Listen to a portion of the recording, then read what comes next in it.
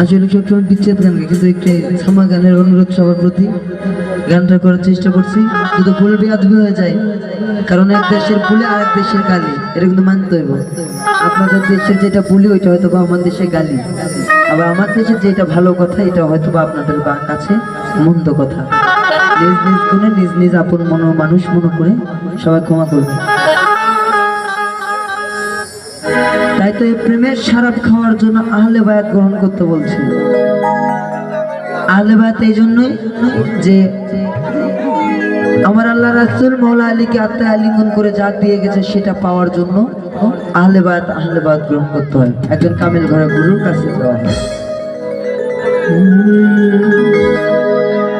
তোরা পাবি রে আল্লাহ নবী দরশ